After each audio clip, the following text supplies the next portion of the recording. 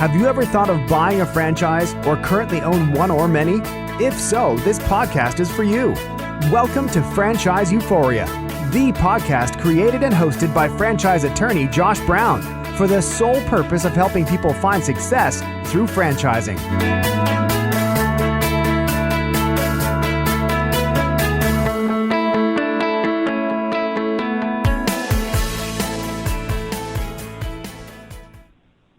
Hello and welcome to another episode of Franchise Euphoria, the podcast to help buyers, owners, and expansion-minded businesses find success through franchising. Today, I am thrilled to have Matt Frey on the show. Matt and his wife, Rachel, are the founders and owners of Bub's Burgers and Ice Cream, along with Bub's Cafe, two restaurant concepts that are wildly successful and recently converted into a franchise model. Bub's Burgers is the home of the massive 22-ounce Big Ugly Burger. This burger attracted the attention of Adam Richman from the hit TV show Man vs. Food, who simply could not resist the challenge. Matt and I will talk about this and much, much more throughout the interview. So let's get started. Hello, Matt, and welcome to the show. Hey, Josh. Thanks. Well, you know, we have a lot to cover in this episode. You and I have talked off of the recording. And, you know, there's so many things I really want to dive into with your story and how you got started. And I think that's really a good jumping off point, just starting at the beginning and telling us how you decided to enter the wacky and exciting world of restaurant ownership. Yeah, the sure thing of the food business. Yeah. Well, how it all started, I mean, I'll go back to the very beginning. I had a job when I was 9 years old. I was a paper boy. I had that job until I was 15, but at the age of 14, I started in the food business as a dishwasher at a new banquet facility on the north side of Indianapolis called the Ritz-Charles. So I literally had two jobs at 14 and 15 years old. Eventually I became way too cool to have the paper route anymore, so I had the job at the Ritz. And, you know, I did about every job in that facility from, you know, managing the buffets, bartending, doorman, code check, landscaping. I mean, you name it, and I did it. So, you know, at the time, you know, I didn't even realize back then that I was learning all these valuable lessons that come to find out that I would use so many different ways as I got older. Once I graduated from high school, I went to Ball State University, majored in political science, you know, thinking I was going to go into government work of some sort or teaching of some sort. And at the last minute, I decided to take a job with a food brokerage. And at that time, I was based out of Indianapolis, and I dealt with a distributor, a specific distributor only, repping 60 different product lines, Tyson Foods being the biggest. And my job was to stay front of face, front of mind, you know, a true sales job of these sales reps to go push the products that I repped. And I'd make calls myself. I'd be in the kitchen cooking food. You know, it's food sales 101 is you cook it, you get it in their mouths to find out if they like it or not, and then try to sell it to them. I took a promotion with that company up to Grand Rapids, Michigan. At that point, I was covering the state of Michigan with second and third tier distributors, again, repping 60 different product lines. But, you know, at that point, I got a little tired of being the middleman. And, you know, being in between the manufacturer and the distributor, you know, that's that middleman position I refer to. I'd rather be on the decision-making side for, you know, how to use the marketing funds efficiently, decide how much money could be used for a marketing fund, et cetera, et cetera. So I was offered a job by the Kellogg Company, selling, obviously, all their well-branded products like Frosted Flakes, all their cereals, Pop-Tarts, all those products they have. And they put me in Milwaukee, Wisconsin. I was there for just about a year. You know, with any kind of job or opportunity you have, the better you perform, the more opportunity there is. So I exceeded expectations, got promoted within the year down in Nashville, Tennessee. Was there for just over a year. They promoted me up to corporate. And that was just a great, great experience, learning the brand identity of the different products, the quality, the value of their product compared to others just like it. And again, learning lessons that I really had no idea would be so important to me later in life. After 3 moves in 3 years to Kellogg's, I was there almost 4 years, and they wanted me to move again, and I said no. And at that time, my family was, you know, just starting to develop. We were married, and then we just found out we were pregnant with our first child. And I said no to the move, and you know, corporate world, it didn't really turn out that well. So I decided to go find another sales job with a company that I actually repped as a broker. Stayed in Kalamazoo, Michigan, and covered 15 states. And then my old boss, one of the ones from Kellogg's, left there to went to a company in Kalamazoo, Michigan called Fabri-Kal, a plastics thermoformer. And I went to work with him and was there for about 2 years. But at that time, again, I was on the road Monday, hopefully just Thursday, but typically Friday, 40-some weeks a year in sales and, staying in front of Face Fire Mind with all the brokers I managed and all the different products. And that was the same at each level of each company I was with. And that's when my wife Rachel and I started talking, what if we do our own thing? Well, what would it be? And having all that experience growing up in the food business, and Rachel worked at restaurants growing up and while in college as well, just knowing distribution the way that I did and manufacturing from the food to tabletop to disposables like Fabri-Kal, looking back, I was like, you know what? I'm pretty well versed in the whole industry of food service and how distribution worked, et cetera. So that's when we decided to open our own restaurant. And then it came down to, well, what is that restaurant going to be?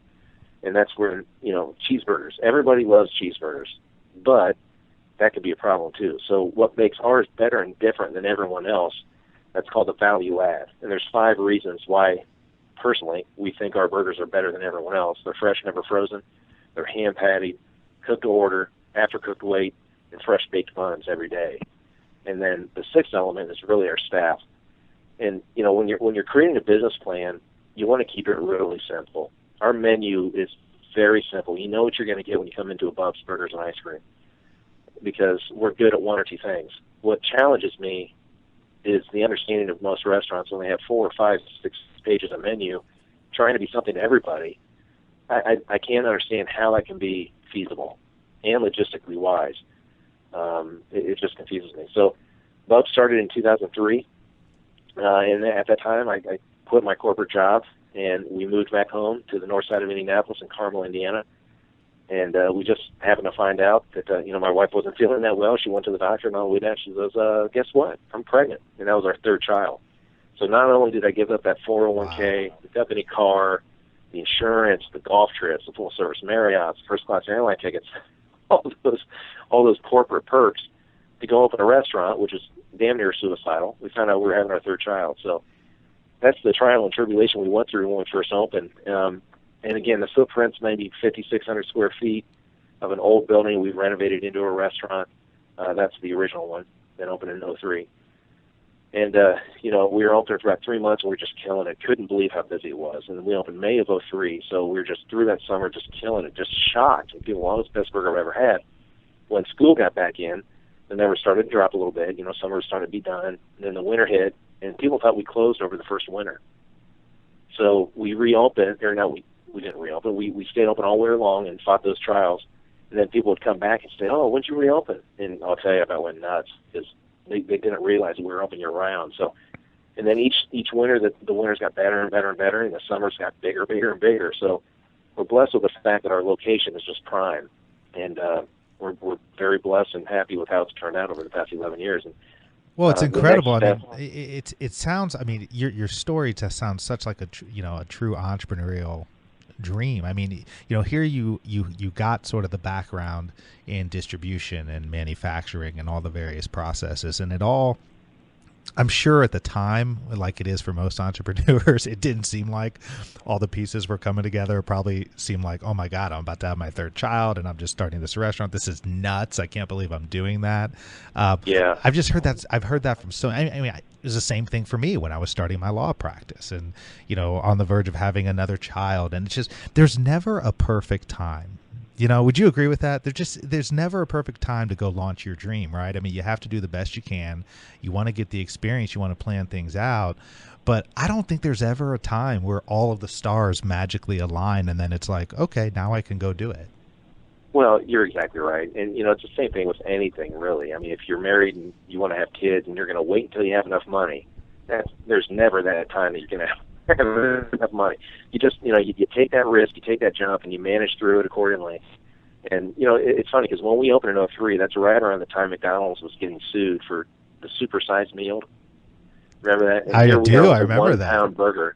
We got the big, ugly burger, a 1 pound burger after cooked with a half-pound bun. And here's McDonald's getting sued for supersizing people. And then mad cow disease hits. And I'm like, oh, my gosh, here we are. We just opened this burger restaurant. people are being accused of making people fat, and now mad cow disease, and people go nuts. And so, yeah, and then we flooded in September. The 100-year flood happened in our community, and Oh, wow. we had like 2 feet of water on the whole building, and that's after being open 3 months. And it's so funny, Josh, because you respond in so many different ways than you ever thought you would. When you lay things on the line as an entrepreneur, you make things happen. And when people tell you no, you can't do it or you won't succeed, you got to have that blood boil inside of you, because if you're like, yeah, you might be right, then you don't try it. Work for somebody else. But you got to have that passion. You got to have the understanding of what it takes, and it's not easy, because there is no right time. Because I'm 42 now. I opened up when I was 28, 29. 30. I'm sorry. It's tough, physically, mentally, just everything. Well, I mean, personally, here you are, too. It touches every emotion. Well, here you are. You're opening a restaurant. You're opening a burger restaurant. You're opening it up with your wife. I mean, there's so many different wonderful things, but challenges, I'm sure, along the way. Take us back a little bit, because I'm sure there's people out there who are listening who are thinking about starting their own restaurant. Man, I talk to people all the time who sort of have that as a dream. I'm kind of curious a little bit. When we go back, after you had the dream and you realized, okay, I'm going to go ahead and make this thing happen, did you and Rachel have a conversation about, okay, these are my strengths, these are my weaknesses, these are some of the things that I should be doing in terms of putting things together, these are some of the things that did you guys divide up tasks, or what was the process that you guys went through after you made the decision that we're going to make this happen? Well, Rachel's background is a lot of advertising experience. Her job out of college was with J. Walter Thompson, a large advertising firm out of Detroit, Michigan. And at the time, they did all the Ford and Monroe Shocks and White Castle and things like that. So her strengths are analytics, where she can sit there and research and analyze all day long. Where, you put me in front of a computer for 10 minutes, I'm starting to yawn pretty hard. And I'm a sales guy. No means yes, and on your feet, moving around. Where she likes that seclusion of analyzing and database research. And I'll tell you what, Josh, that's really helped our business tremendously, because she picks up where I can't, and I pick up where she can't. And one of the biggest decisions, the most successful one we made when we first started, is to realize I'm not a bookkeeper, she's not a bookkeeper. So we hired a great bookkeeper. Same thing with an accountant.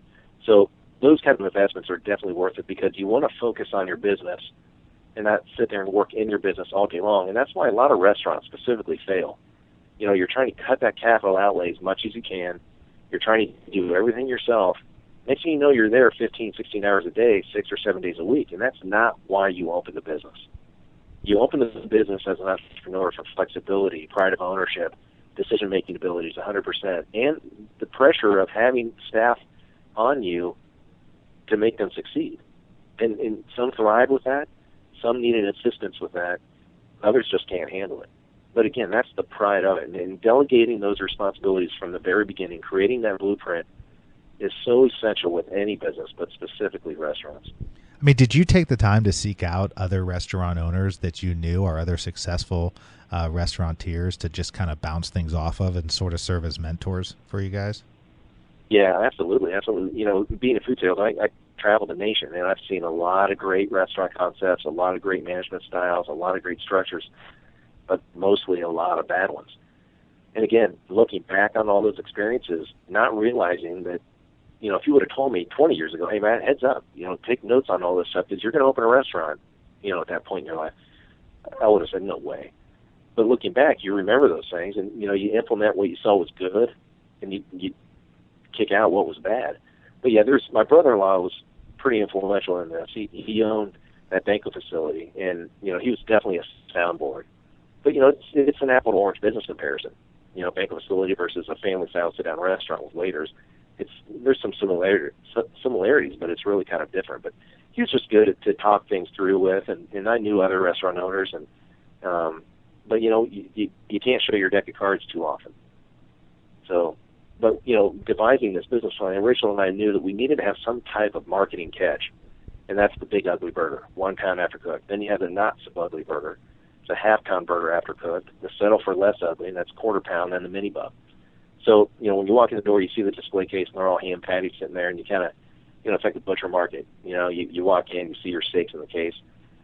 I know. We I never love thought that. I love that. Yeah, we never thought many people could buy and eat a Big Ugly. I mean, honestly, it was designed to be kind of a marketing thing. Come in and see the size of this thing. No way would I eat that. I'll eat the nuts. So, and I'll be darned if, the first couple of weeks we opened, people were like, Big Ugly. I'm like, Rachel, oh my God, we said we'd take their picture if they ate it all. We had to go buy a camera and printer.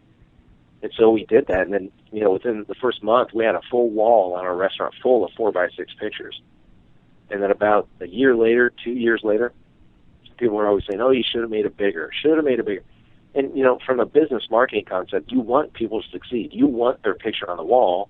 Why? Because they're going to come back and show their friends, or show their brother, show their dad, and then they're probably going to eat again while their friend or brother or dad's doing a Big Ugly challenge.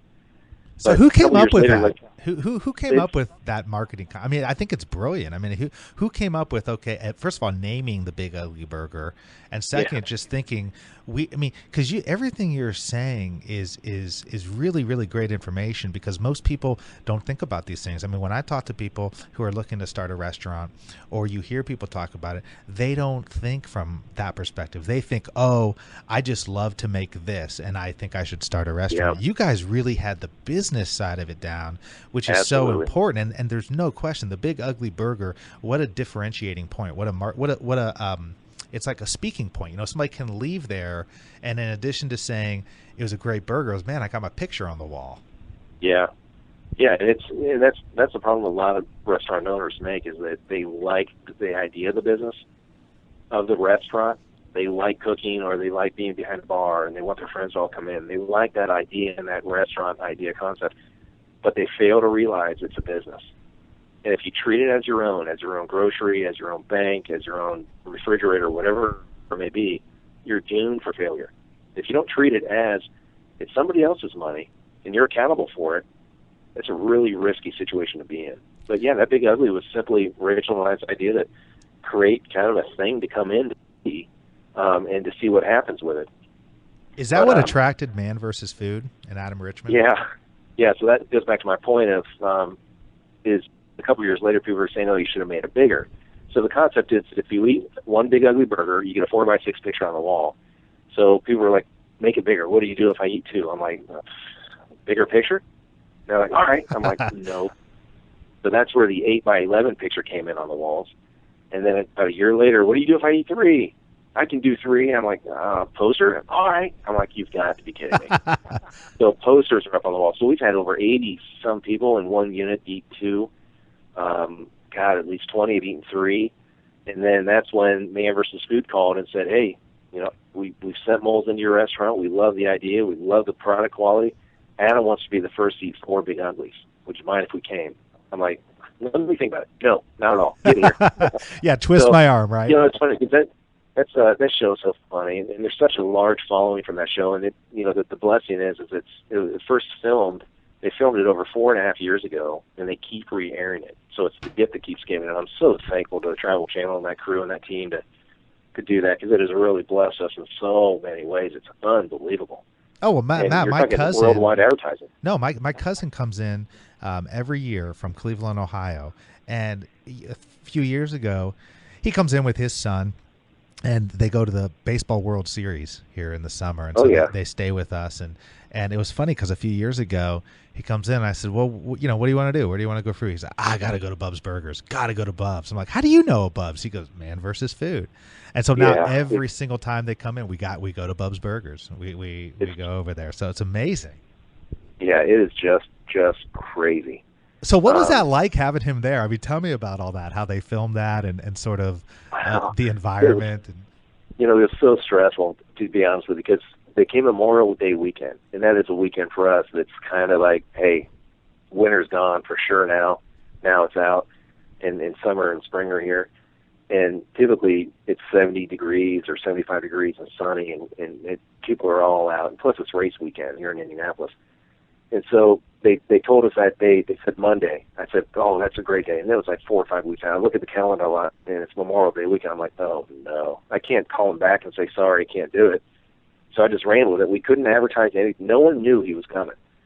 And so, they're supposed to be there about I think around 8 o'clock in the morning, and then we do those kitchen shots, and then then they'd get their footage throughout the day, then they'd eat, and then we'd shut it down. Well, they got there a little late, and so they got there about 11 o'clock, and at 11:05, we're on about an hour wait already because no, he wasn't there yet, but it's just so nice out, and people want to sit outside on the Monon Trail and all this kind of stuff.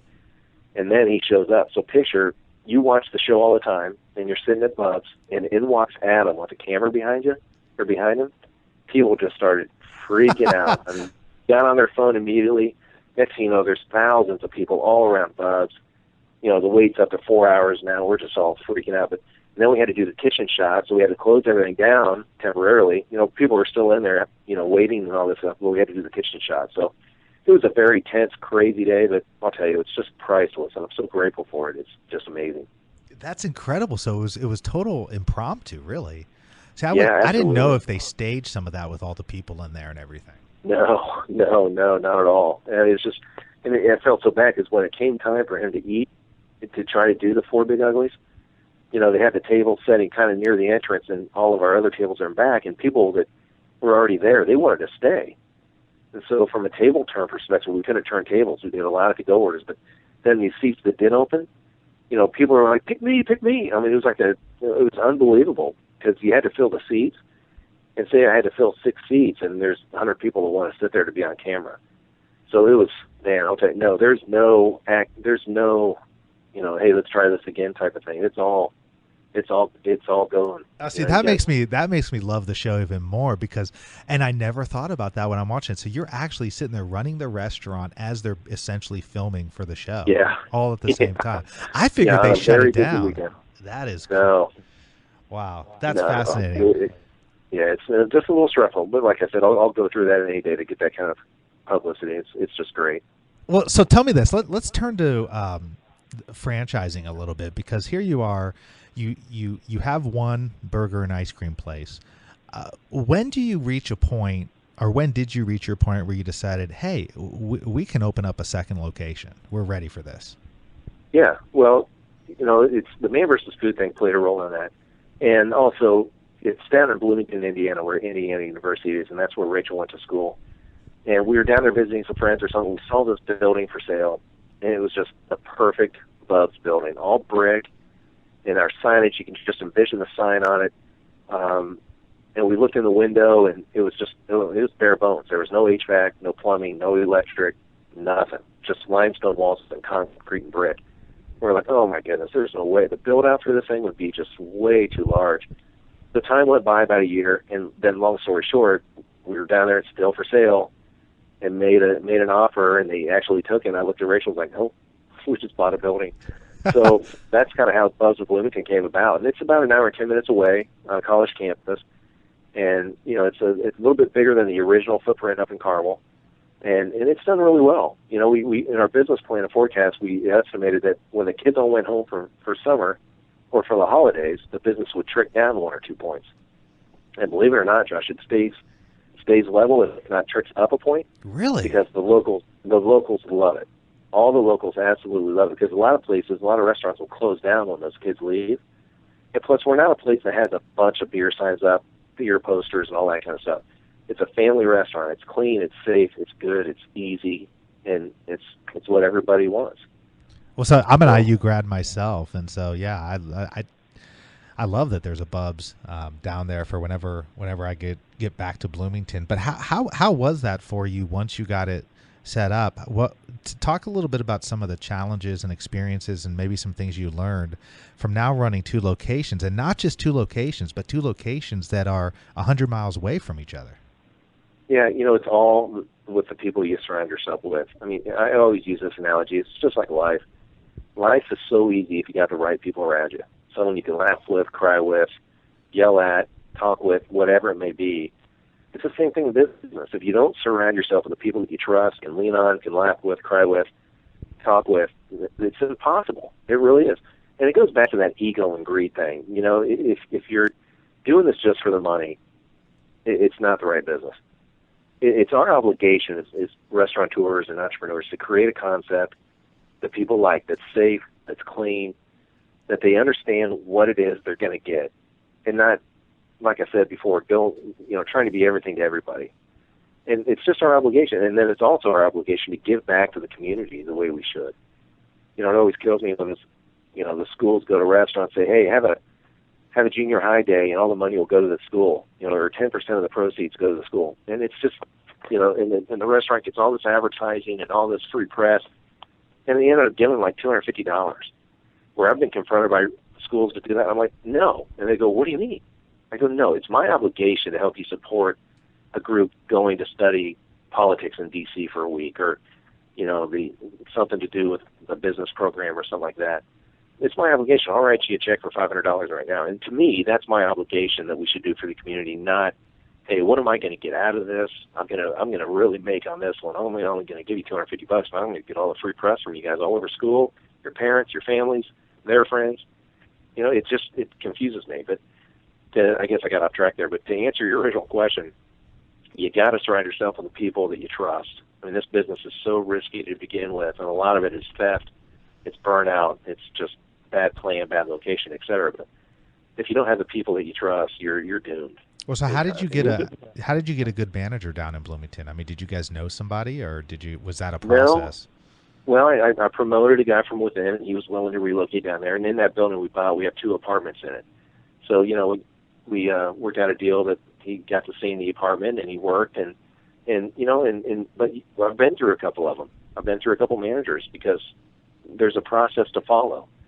And if you can't follow that process, the business kind of falls apart. The process is the solution. If you have a business, especially a restaurant, if you don't have a checklist, a blueprint for somebody to follow, you're never going to get away from it. You know what I mean by that? Oh, if I hire you, Josh, to run a Bubs and just say, hey, go run Bubs, versus, hey, Josh, here's what you do when you open, here's what you do when it's slow, here's what you do when you close, and if you live by the philosophy open to close to open, and follow the process of our training and our implementation of our thoughts and what we call Bubisms and everything else with the business, not the restaurant, you'll surely succeed and be content with what you're doing. We just had a managers meeting where all of our managers got together from all 3 burger shops and our cafe and our catering division, and we talked about the buy-in. Do you believe in us? Do you believe in what you do? What are you motivated by? How do you turn ordinary people extraordinary? You know who I'm talking about there, right? Yes. The old Michael Gerber, baby.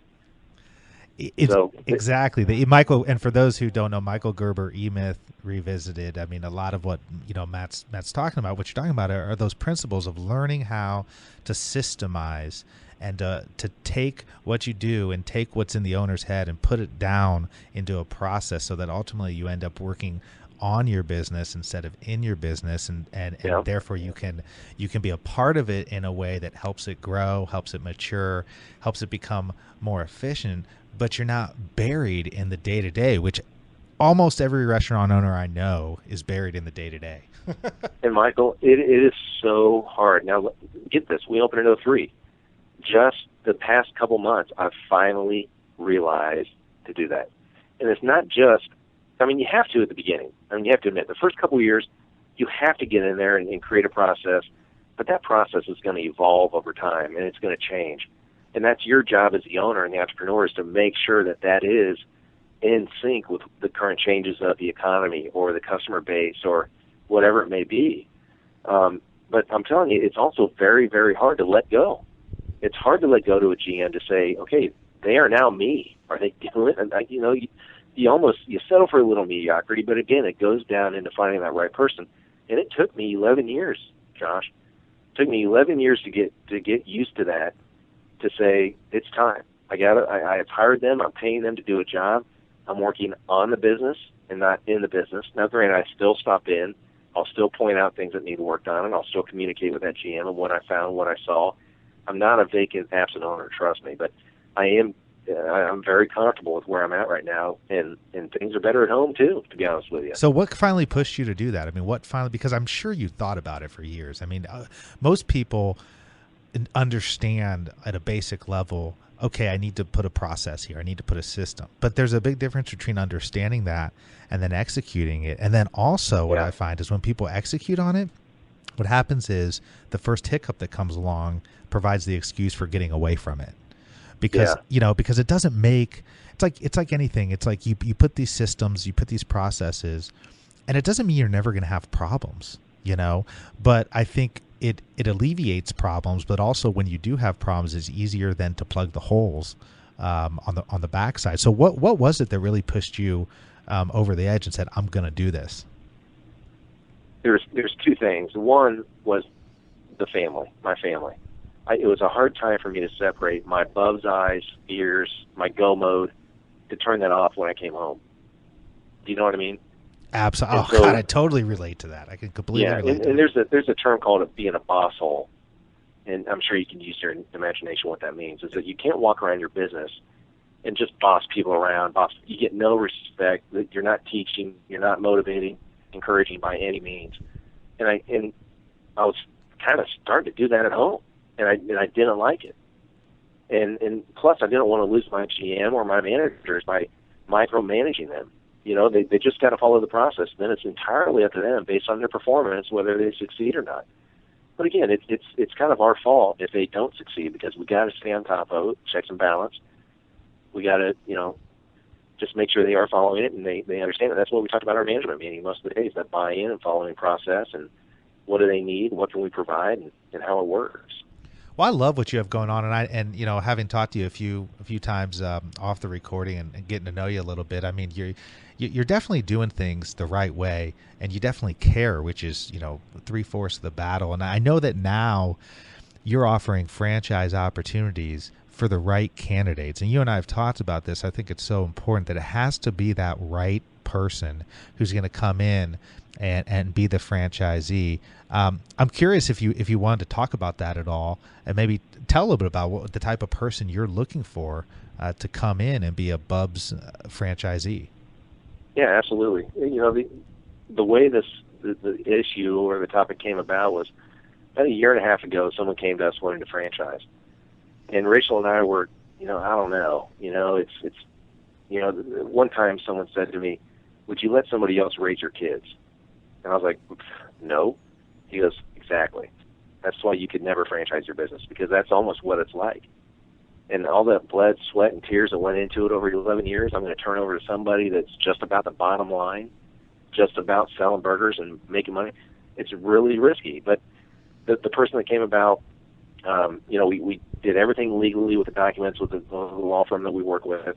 And long story short, that relationship did not work out because that person wanted to start changing things to buy a cheaper bun to go before cooked wheat instead of after cooked wheat. And I understand it's about the bottom line and it's about money. I mean, that's why you're doing it.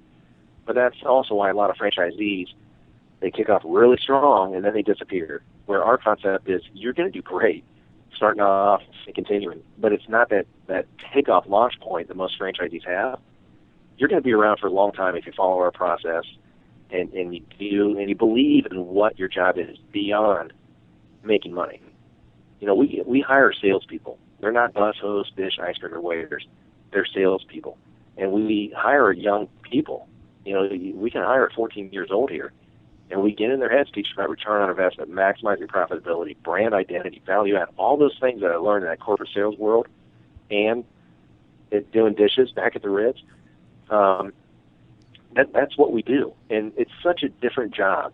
I mean, it takes a passion to do this because you're going to have an impact on somebody's life beyond checking their uniform when they clock in and making sure they're waiting tables and then cleaning accordingly and everything else.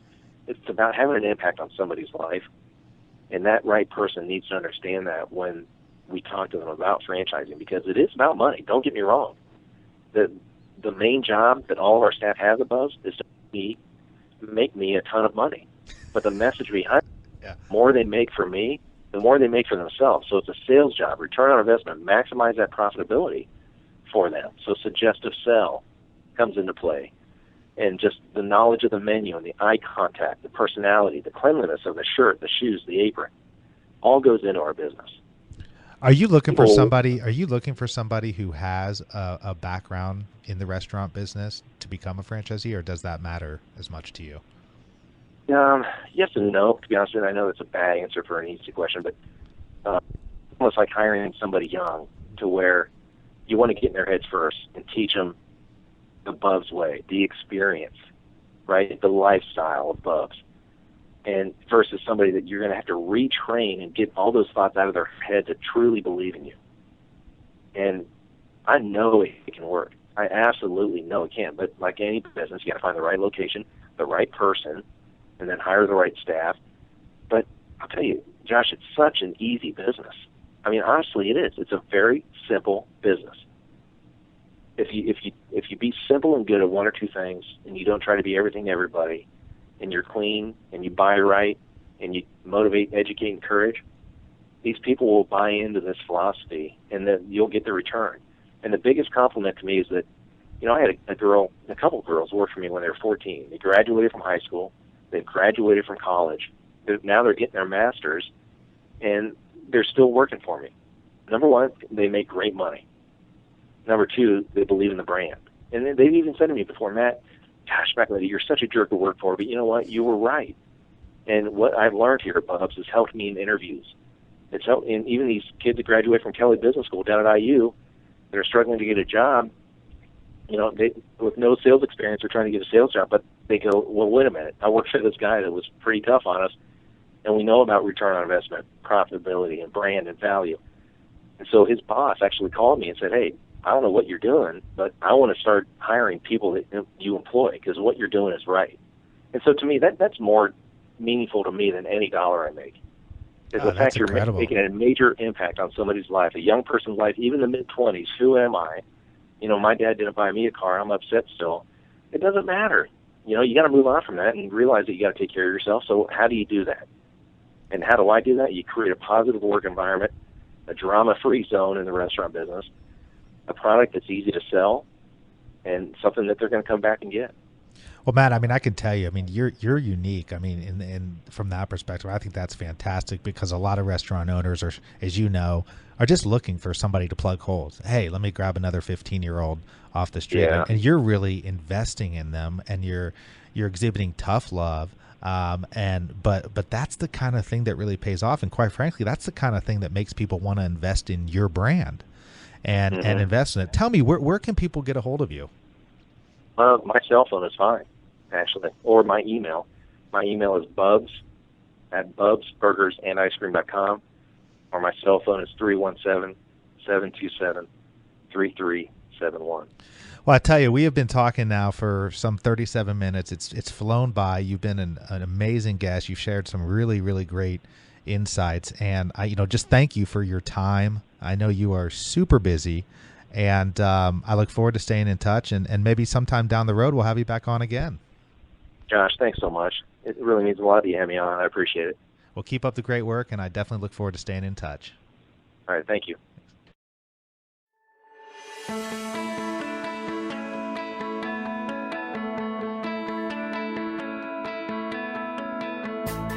Thanks for being with us today on the Franchise Euphoria podcast.